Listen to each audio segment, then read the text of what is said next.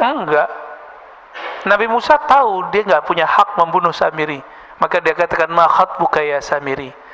Harun dimarahin, ditarik jenggotnya. Umatnya disuruh bunuh diri karena taubat zaman itu bunuh diri. Faqtulu anfusakum. Giliran Samiri ngomongnya pelan sekali. Ma khatbuka ya Samiri.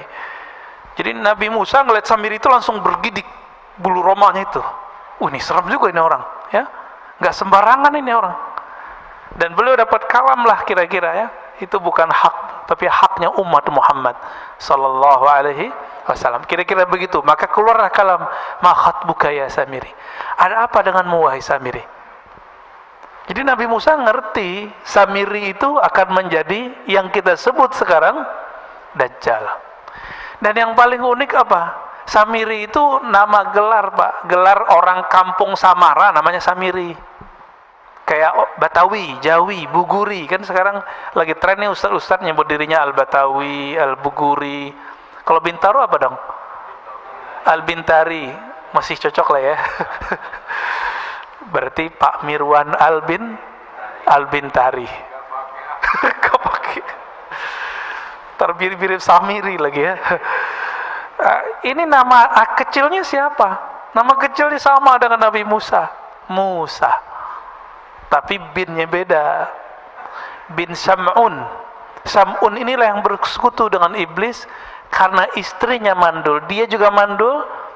Orang kalau ditanya mulu kan kesel, Pak. Nggak bisa bikin anak ente gitu ya. Kesel dia ya, bertahun-tahun dibilang mandul. Akhirnya dia kesel, bersekutulah dan dia dapat kalam. Apa kata kalam ini? Kamu lakukanlah hubungan suami istri di kuil setan. Ada patung-patung di situ, dia buat kerjaan suami istri di situ. Jadi anak siapa tuh? Anak iblis, anak setan. Nah ini Pak. Maka nanti yang membunuh, yang gorok Samiri siapa? Yang tidak punya bapak siapa? Nabi Isa. Hanya itu Pak. Karena dia tahu siapa yang akan bunuh dirinya, maka dia tunggu-tunggu tuh kedatangan Nabi Isa. Dia tahu Nabi Isa bakal datang. Kenapa? Karena iblis itu dulu kan bertahun-tahun ibadah di alam Jabarut, Malakut Jabarut, masuk langit 1, 2, 3, 4, sampai kemudian menjadi petinggi-petinggi malaikat. Makanya ketika disuruh sujud, itu ada iblis nggak di situ? Masih namanya lama, Azazil.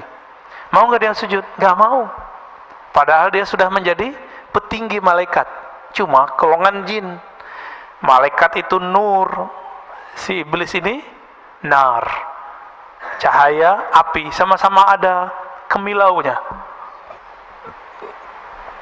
Kalau kita dekat cahaya begini, panas nggak Pak? Panas nggak ada cahaya begitu? Bedanya sama api gimana? Ada panasnya. Sama-sama terang, tapi yang ini panas, yang ini sejuk. Nah itu bedanya. Maka setelah muncul Nabi Isa, baru umur 33 Nabi Isa, muridnya baru 12 Pak. Ternyata murid yang ke-12 Yudas Iskariot, seorang yang nyamar. Ternyata itulah si Samiri. Samiri itu jangan dibayangin badannya gede Pak ya. Dalam hadis itu dikatakan badannya qasirun, pendek, bantet, tapi kekar. Otaknya Masya Allah, cerdasnya. Ya anaknya Azazil langsung, anaknya iblis langsung. Jadi jika ada anaknya kalangan jin, kalangan iblis di kalangan kita, itulah si Samiri.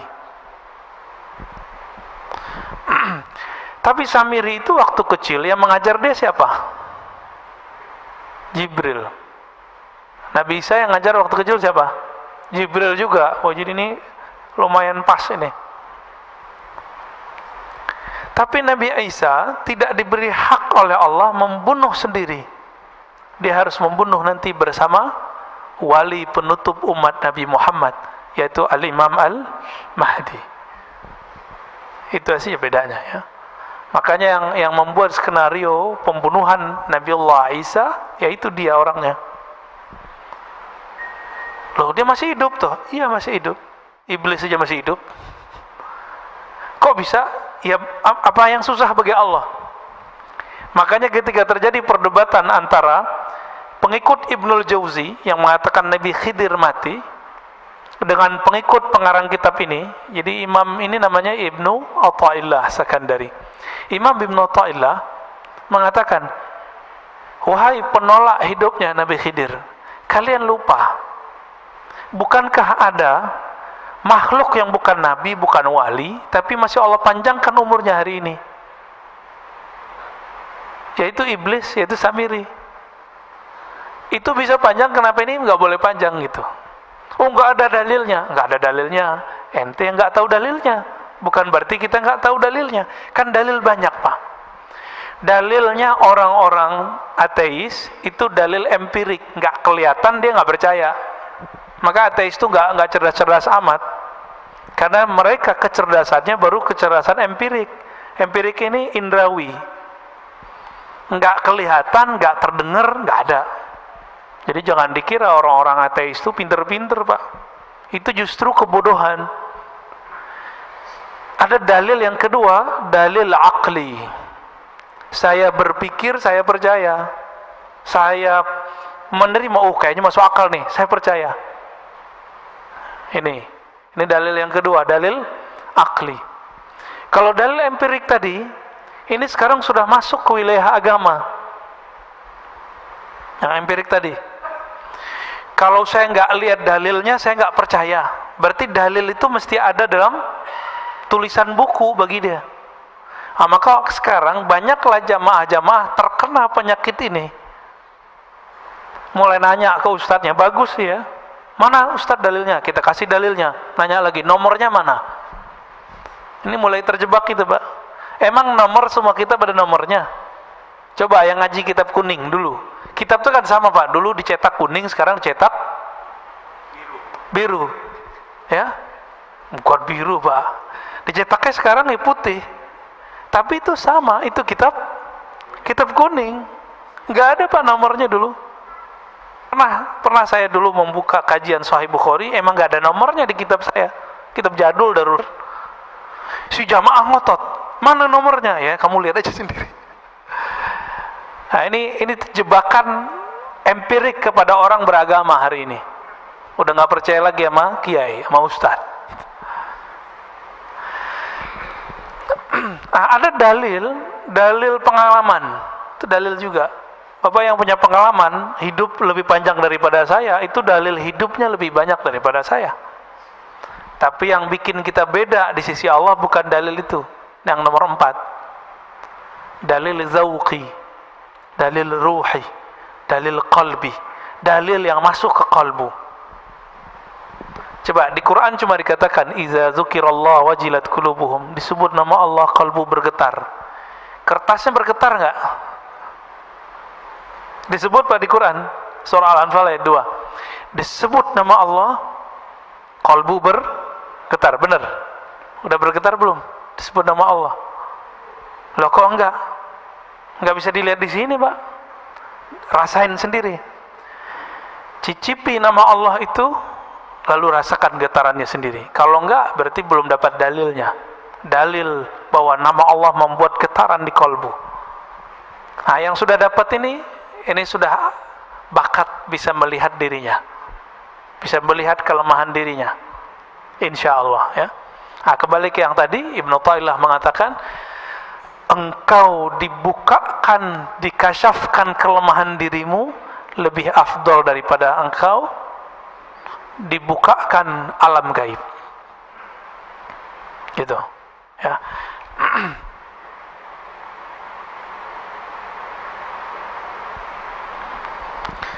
Supaya kita bisa melihat diri sendiri, gimana caranya? Supaya kita tidak terhijab oleh diri kita sendiri.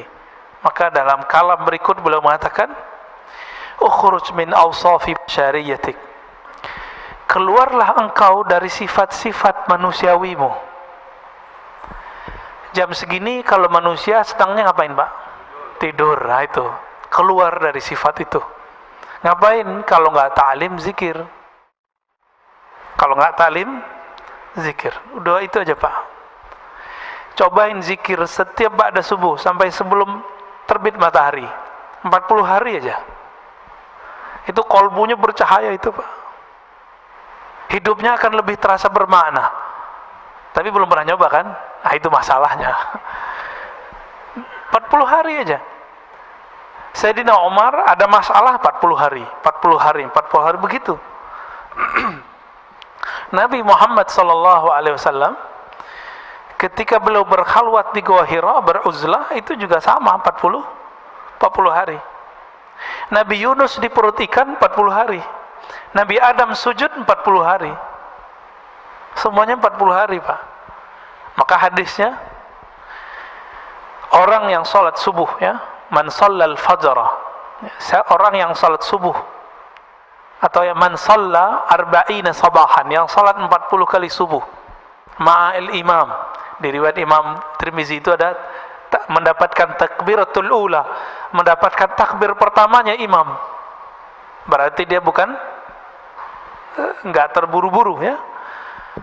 Maka setelah 40 hari, azharallahu ya nabi al-hikmah min qalbihi ala lisani. Allah akan pancarkan dari kolbunya ada hikmah, memancar dari kolbu, tumpah ruah lewat mulutnya. Coba amalkan itu, coba sekali aja deh. Seumur hidup masa nggak mau nyoba, ya. Oleh Nabi Muhammad SAW ketika beliau hidup sudah diringkas jadi 10 hari, 10 hari setiap Ramadan.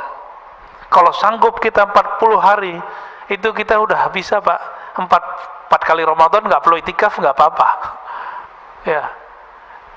Efeknya hampir lebih dahsyat 40 hari itu. Tapi karena Nabi memberi rukhsah kepada umat, karena umatmu mau cari Lailatul Qadar mulu, ya, maka dapatlah itu 10 hari. Jadi kata beliau, Ibnu Athaillah Sekandari, ukhruj, keluarlah kamu dari sifat manusiamu, malas, ngantukan. Nah, tapi hadir di sini ngantuk aja dapat berkah, ya. Ketiduran dapat berkah insyaallah. Kenapa? Hadisnya sahih riwayat Imam Bukhari. Allah mengatakan Allahumma shalli alaih, ya, malaikat, ya, Allahumma shalli alaih. Setiap kali ada orang duduk di tempat salatnya, maka malaikat berdoa, Allahumma shalli alaih, ya Allah sampaikan salawat kepadanya, rahmati orang ini. Allahumma arhamhu, Allahumma ighfir lahu, ya Allah rahmati dia, ampuni dia.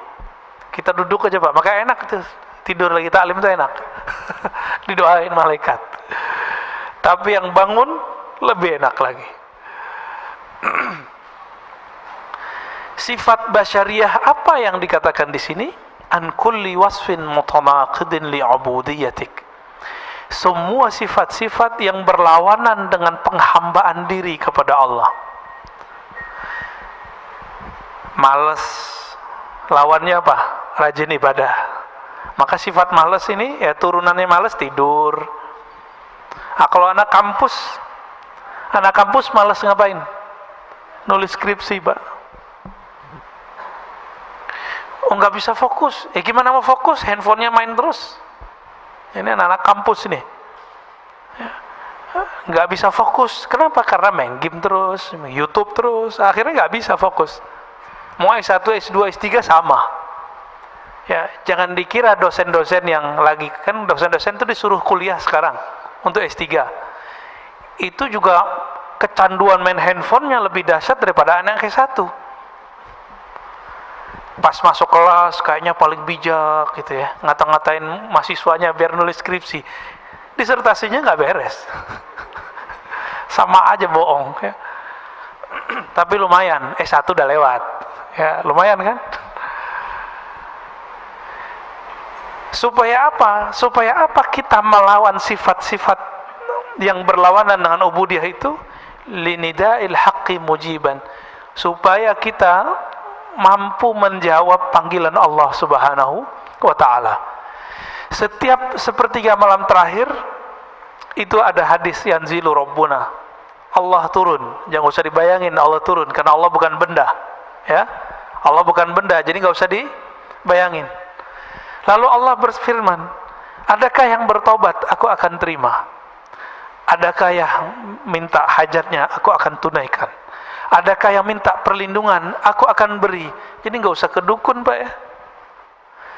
Dukun tertinggi itu ya sepertiga malam terakhir itu. Nggak usah jauh-jauh. Cuma karena kita tidak mau mengikuti jalur ini, maka kita menjadi budak selain Allah Subhanahu wa ta'ala. Wa min hadratihi qariba. Dan kehadirannya Allah terasa dekat. Kenapa sepertiga malam terakhir itu spesial? Karena di saat itu tidak ada gelombang suara dari yang lain. Orang nggak tertarik, Pak, mau buka handphone, kecuali yang lagi riya. Tahajud yuk, dalam hatinya tuh terbersit tuh. Terbersit, coba aja cek sendiri ya. Ayo bangun tahajud. Itu setan ngomong, Pak, karena setan ada dalam diri kita. Ayo bangunin orang biar kelihatan kalau kamu udah bangun. Terbersit tuh, hati-hati. Ya, maka sebelum pasang-pasang status baca ta'awuz dulu. A'udzubillahi minasyaitonir rajim. Aku berlindung dari setan yang terkutuk. Baru Pak bangunin orang. Main bangunin aja ya. Belum juga sholat, baru bangun doang ya. Nah, ini saya lihat di grup-grup WA lagi ramai itu Pak ya, terutama yang baru-baru gabung. Yang reuni-reuni ya, grup-grup macam-macam lah. Nah, setan masuk juga. Setan nggak bisa main WA Pak, tapi bisa main WA kita.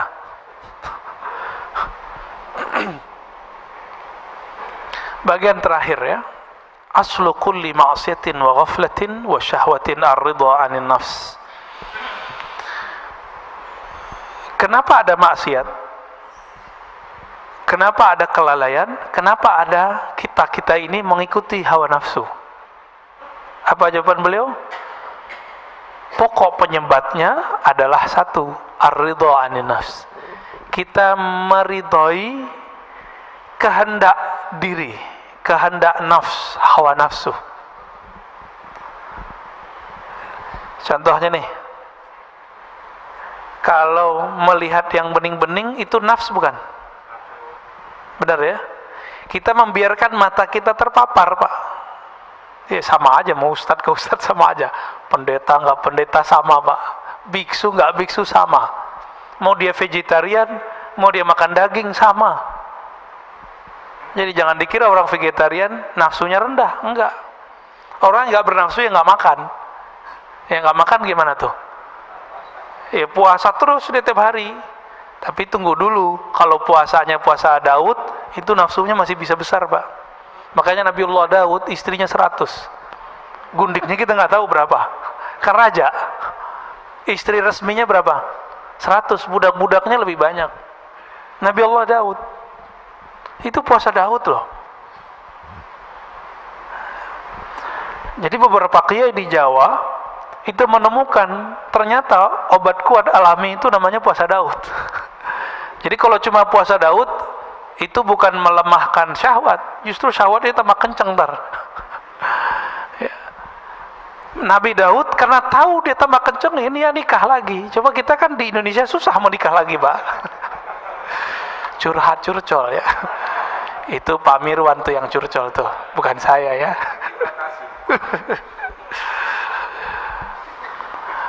Orang itu pikirnya gini, kalau kiai ya, ustadz kalau nikah lagi kan ustadz suci. Lah ustadz suci dari mana? Seharusnya ustadz lebih mampu menjaga syahwatnya. Justru itu salah. Imam Asyuti melihat kenapa ya para nabi ini banyak istri. Imam Asyuti mengatakan dalam syarah beliau dalam hadis Nasai, karena para nabi itu beban rohaninya berat, Pak. Dan pengalaman rohaninya jika itu datang, yang mampu menawar rasa itu cuma menikah. Nah, Nabi Muhammad itu seharusnya kan boleh nikah 100 Nabi Muhammad. Tapi beliau mendiskon dirinya sendiri. Seharusnya beliau boleh menikah seperti Nabi Sulaiman, 400 Pak istrinya Nabi Sulaiman. Hadisnya sahih itu. Ada di hadis sahih, ada di Bible. Jadi yang coba ngejek-ngejek Nabi Muhammad, kasih tahu aja, Solomon istrinya 400, gundingnya 600. Ya. Kenapa begitu? Karena ketika orang mendapatkan pengalaman rohani, itu namanya ahwal. Itu gejolak dalam dirinya, itu hanya bisa ditawar, bisa diredam cuma dengan menikah. Itu sebabnya para nabi itu istrinya banyak. Loh, kok begitu Ustaz? Ya, emang begitu, mau gimana lagi? Ini mohon maaf. Kenapa di surga yang disebut selalu hurul ain, al-hurul ain, hurul ain, bidadari, bidadari, bidadari. Mohon maaf ya. Kenapa? Ya bukan. Kalau Quran turun di Arab, ya bukan Pak. Quran turun di bumi, sama. Mau di Arab, mau di mana, sama. Amirwan ditaruh gadis depan masih minat loh. Walaupun sudah umur berapa? 67 masih minat itu. Tuh tandanya. Kalau kuat kan gak tutup mata. Kenapa iming-imingan surga itu selalu bidadari? Syahwat kan urusannya. Kenapa ada orang jadi teroris, bunuh-bunuhin orang, ketika ditanya, ketika dia gagal, dijawab apa? Saya mau menikahi 72 bidadari.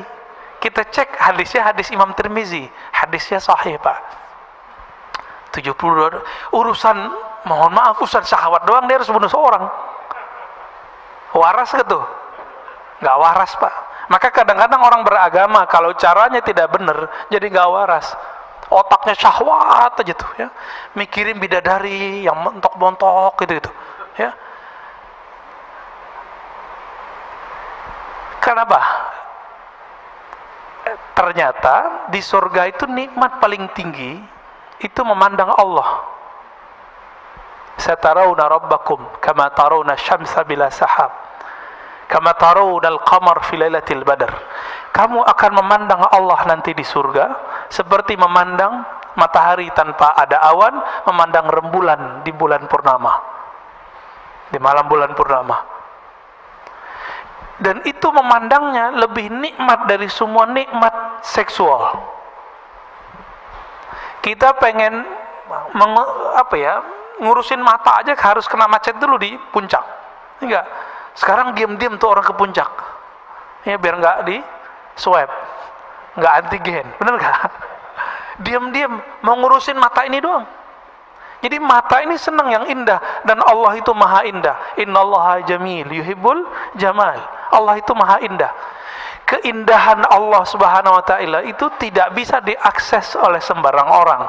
Apalagi yang berharap dapat nikmat syahwat doang di dunia, di akhirat. Maka surga itu ada surga namanya jannatur ru'yah, surga memandang. Itu yang Nabi sebut tadi.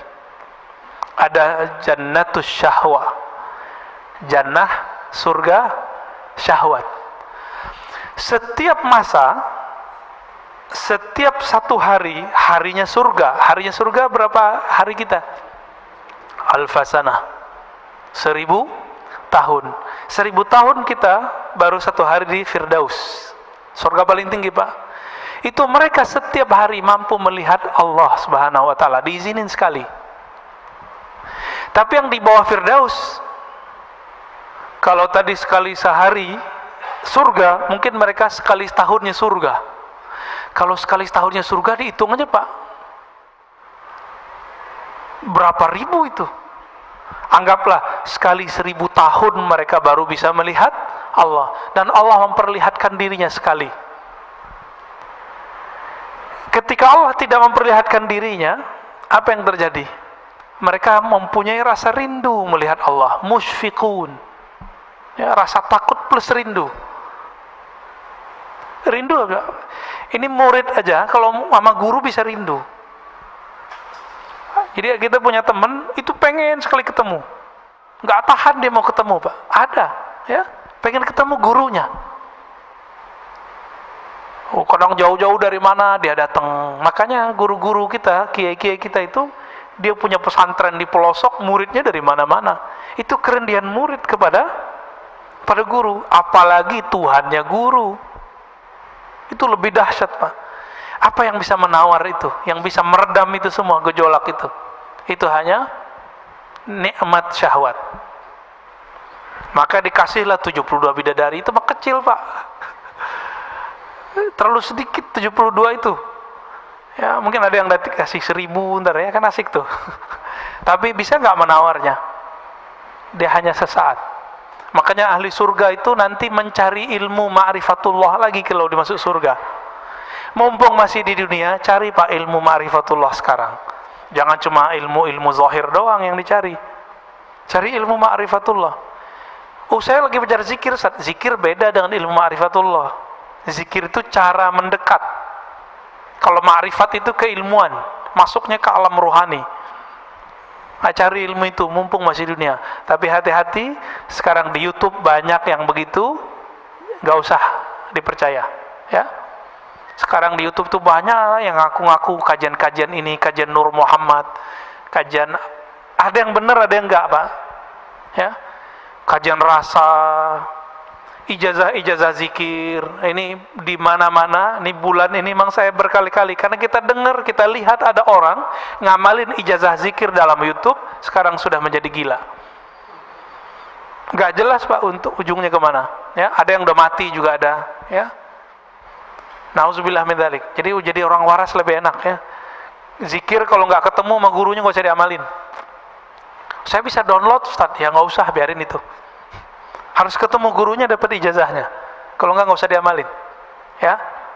Udah amalin aja yang dulu dapat. Gimana Pak Mirwan? Udah. Kita tutup dengan kalimat setelahnya, ya. Wa aslu kulli ta'atin wa yaqzatin wa 'iffatin 'adamur ridha minka anha. Adapun ketaatan asalnya bukan pada ridho pada syahwat tadi, tapi kebalikan itu, tidak meridhoi syahwat kita. Jika sepertiga malam terakhir, jangan membiarkan diri tidur. Itu yang dimaksud tidak meridhoi syahwat tidur. Kita makan nih, enak, cukup satu kali nambah lah, jangan terus nambah lagi. Nah itu sudah mulai masuk dia itu. Jangan-jangan makannya nggak pakai basmalah ya.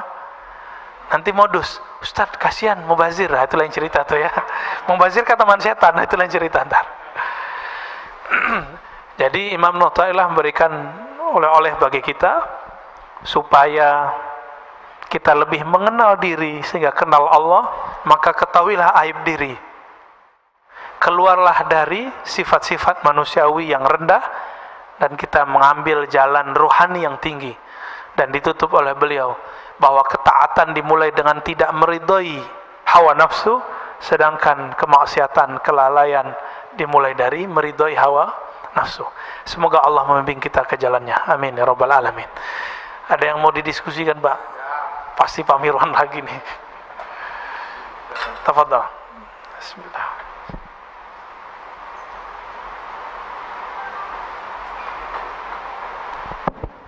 Assalamualaikum warahmatullahi wabarakatuh.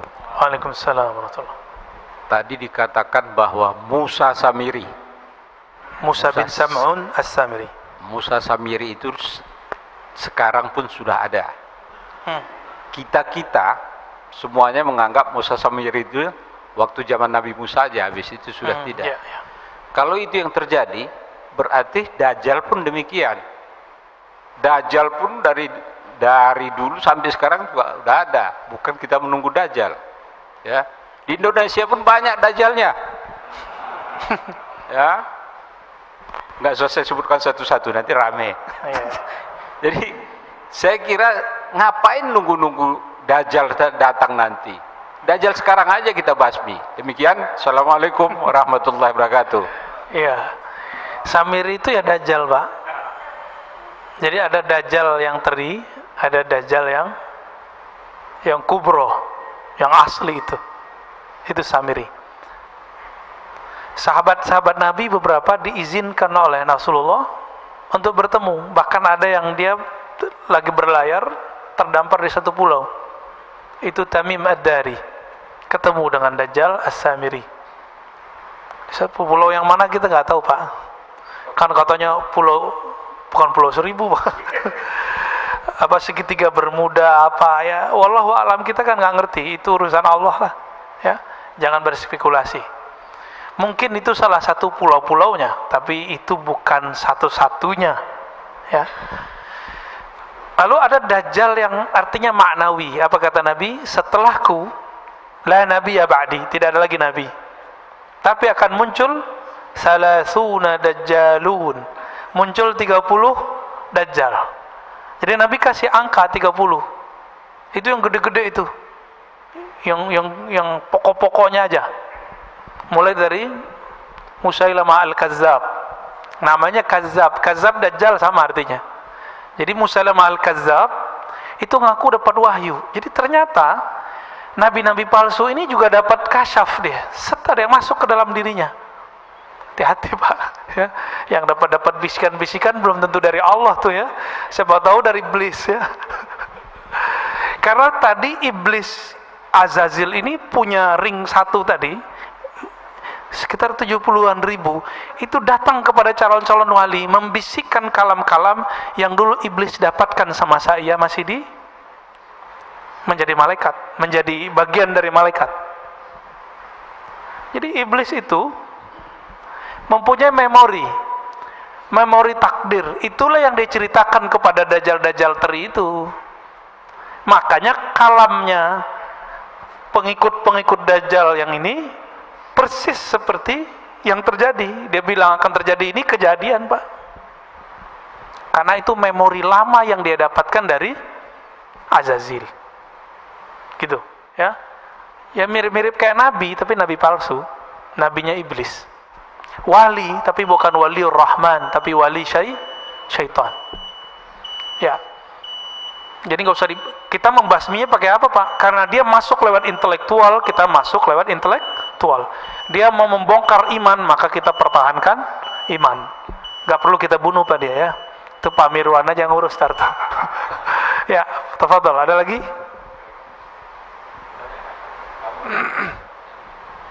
Ya, fadhol. Assalamualaikum Pak Ustadz. Assalamualaikum. Izin bertanya, mungkin ada kaitan juga dengan topik kita pagi ini, dan di beberapa ceramah Buya yang lain juga pernah disebutkan tentang panjang angan-angan. Itu apakah mudaratnya buat kita? Kemudian juga apa bedanya dengan cita-cita?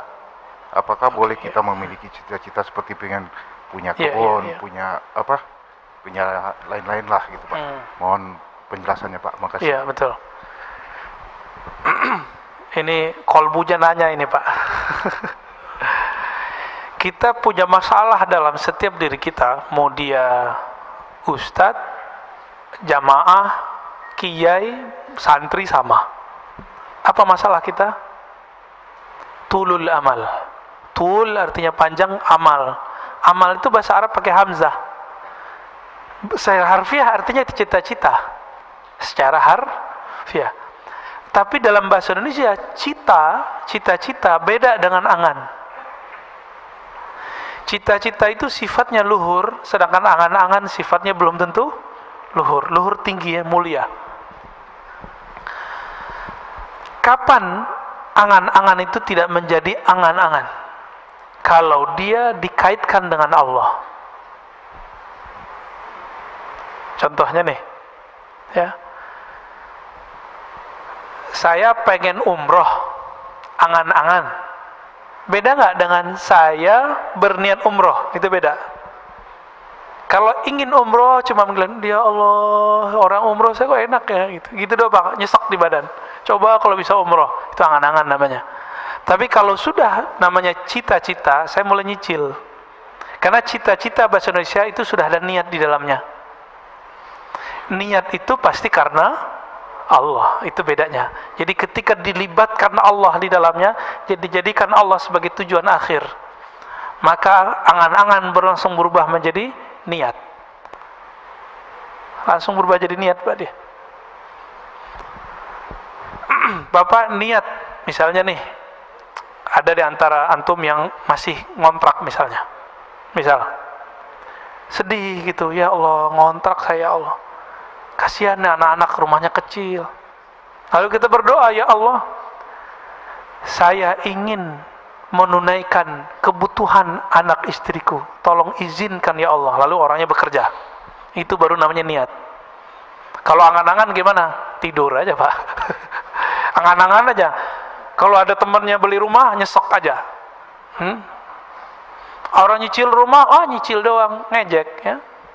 Nyicil kan lebih cakep Pak daripada ngontrak. Kalau nyicil dia nyewa tapi berujung dengan kepemilikan, ya nggak? Kalau nyewa mau 1000 tahun nyewa tetap aja nyewa. Nah, itu beda orang berniat dengan orang berangan-angan. Dan tulul amal ini adanya di sini Pak, di fikrah. Sini dia. Ketika tidak dilibatkan kolbu, maka dia menjadi angan-angan. Dan biasanya bikin orangnya suka ngayal, suka melamun. Nah, beda dengan yang berniat. Kalau yang berniat, diamnya berpikir. Kalau yang angan-angan ini, diamnya melayang. Diamnya ngayal aja gak jelas. Kalau udah ngayal, setan masuk nggak? Masuk. Tapi kalau berpikir, setan susah nembus. Jadi setan itu nggak bisa nembus orang mikir. Itu hebatnya. Nggak perlu kita sakti untuk melawan setan. Berpikir aja. Nggak masuk Pak setan. Abu Bakar karena berpikirnya cepat, dia langsung tahu, kalau Muhammad yang ngomong saya percaya. Tuh fikirannya main, fikrahnya oke. Jadi fikrahnya salim. Jadi nggak tulul amal, ya. Sayyidina Umar banyak nanya. Tapi setelah fikrahnya selesai, dia pertanyaannya sedikit. Nah ini dia. Jadi boleh nggak kita bercita-cita? Ya harus bercita-cita. Nah, cita-cita ini kalau dalam bahasa Arab yang positif itu disebut himmah aliyah. Coba kalau nanti saya mapan, saya akan tahajud setiap malam. Ya, saya akan misalnya bagaimana? Kayak Pak Mirwan nih, jamaah setiap saat. Saya akan tahfiz Quran, itu namanya cita-cita, himmah. Bahasa Arabnya himmah aliyah. Tapi coba cek Pak nanti, kalau dia sudah mapan, dia kerjakan nggak yang dia cita-citakan dulu?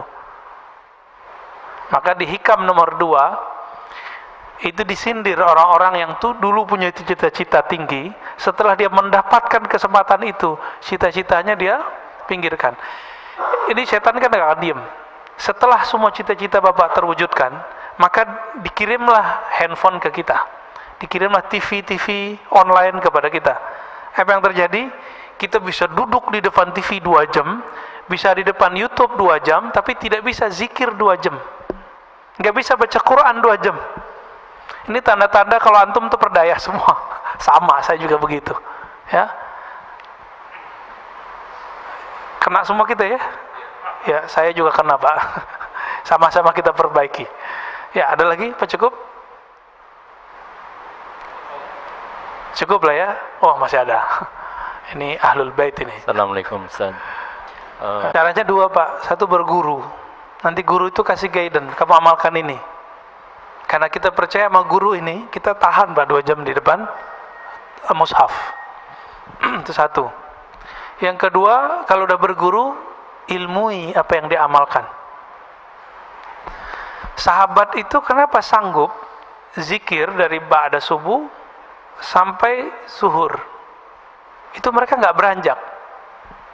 Karena dia tahu rahasia zikir ba'da subuh sampai syuruk, apalagi lanjut gitu.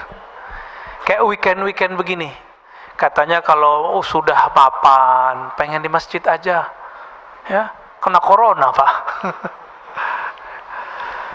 Intinya masjid apa? Zikir toh. Intinya masjid baca Quran, intinya masjid taklim. Ini taklim bentar aja udah gelisah, ya kan? Udah syuruk nih. Ini cara setan nipu nih Pak, hati-hati. Hati-hati di situ. Ya. Nah, tapi yang belum tahu ya nggak apa-apa. Lebih afdal ngaji apa sholat? Hah? Ngaji, beneran. Dulu Imam Malik lagi taklim, azan, kan beliau ngajarnya di Masjid Nabawi, azan Pak.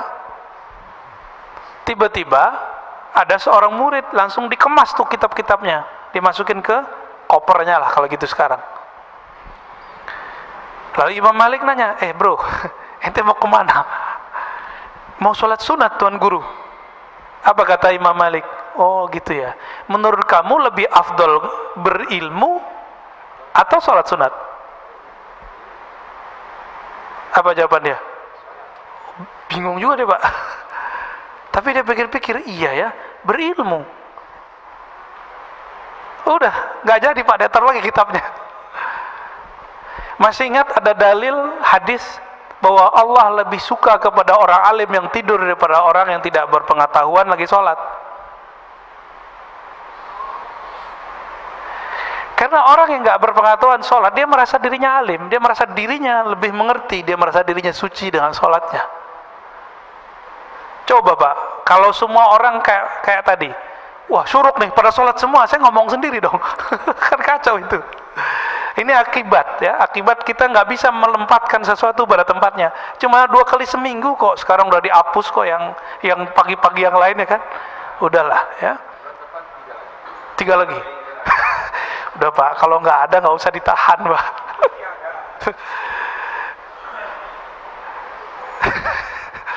Jadi Bapak saudara Allah, ini mohon maaf kalau ada yang tersinggung ya. Silakan tersinggung.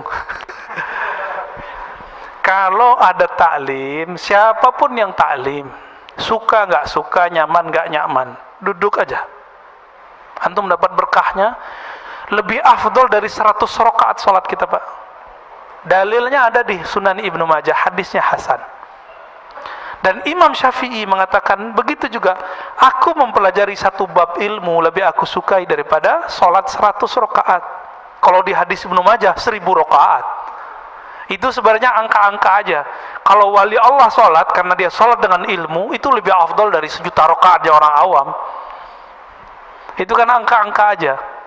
Maksudnya gimana? Kalau orang berilmu, ya Allah pandang kalbunya Pak. Wah, kalbunya mau denger nih. Antum kalau mau dengar orang berarti sudah merendahkan diri kan? Berarti waduh, Allah pandang Pak. Kalau udah nggak mau dengar orang, Allah pandang nggak sholat kita? Nggak dipandang sholat kita. Makanya kalau isya itu ya, kita kalau taklim pada maghrib sampai isya, kita lagi ngaji dia langsung sholat Pak masuk. Dia nggak tahu adabnya. Ini kita kasih tahu adabnya. Kalau kita masuk ke satu masjid, orang lagi taklim, cukup istighfar, sholawat, duduk. Istighfar minta ampun, ya Allah saya masuk masjidmu tidak sholat. Kenapa? Ilmumu lagi ditebar. Kita minta izin duduk. Duduk langsung, itu lebih afdol daripada sholat tahiyatul masjid di 100 masjid. Gitu.